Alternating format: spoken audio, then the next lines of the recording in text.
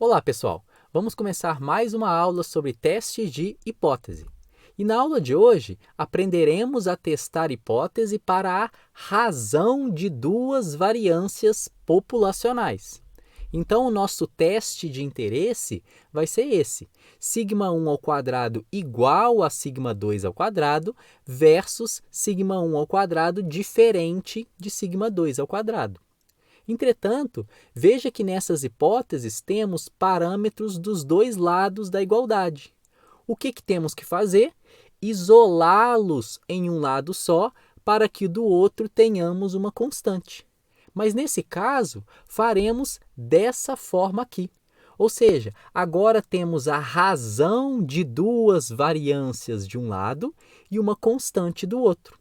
E de posse dessas hipóteses, temos que buscar a distribuição amostral, nesse caso, da razão das variâncias.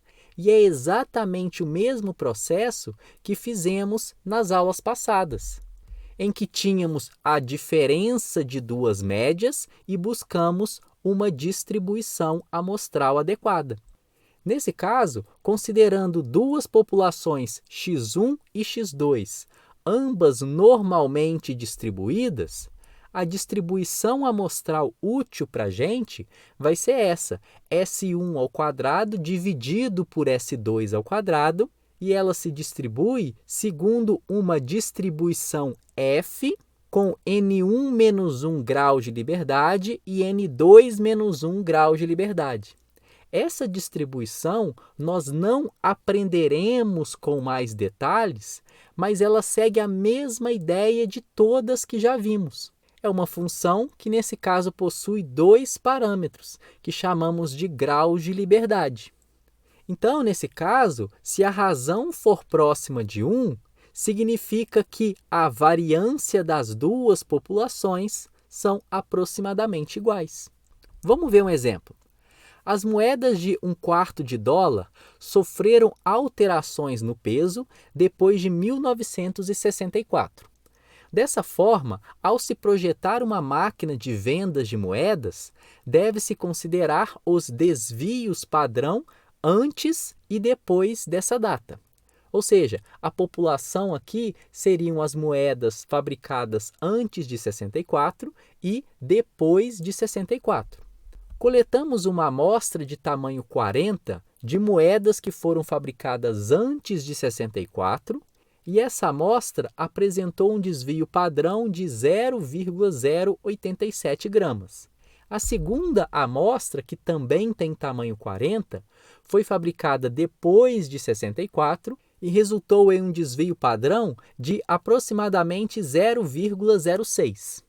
O que gostaríamos de verificar é se os pesos das moedas antes e depois de 1964 possuem a variabilidade igual a um nível de significância de 5%. Então, nesse caso, as hipóteses seriam essas: σ1 ao quadrado igual a σ2 ao quadrado versus σ1 ao quadrado diferente de σ2 ao quadrado. Nesse caso, temos parâmetros populacionais dos dois lados da igualdade. O que fazemos? Isolamos em um lado para termos uma constante do outro. Então, definido as hipóteses e sabendo que o meu nível de significância é de 5%, o meu teste é bilateral, tal que essa área em azul represente 2,5% em cada lado. Para a determinação da região crítica, vamos buscar na distribuição F com 39 graus de liberdade.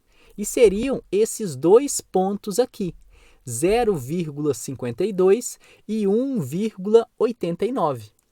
Já sabemos aonde é a região crítica e aonde é a região de não rejeição da hipótese nula.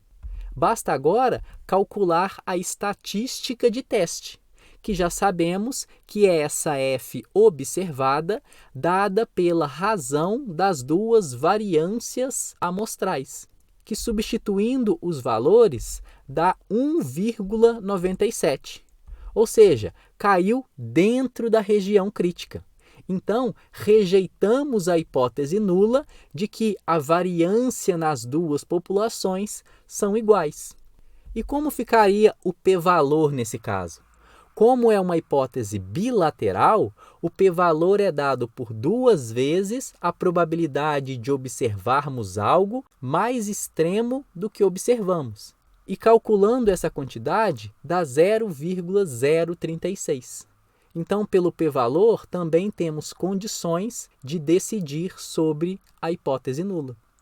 E terminamos aqui mais uma aula em que aprendemos a testar hipótese para 2 populações segundo a variância.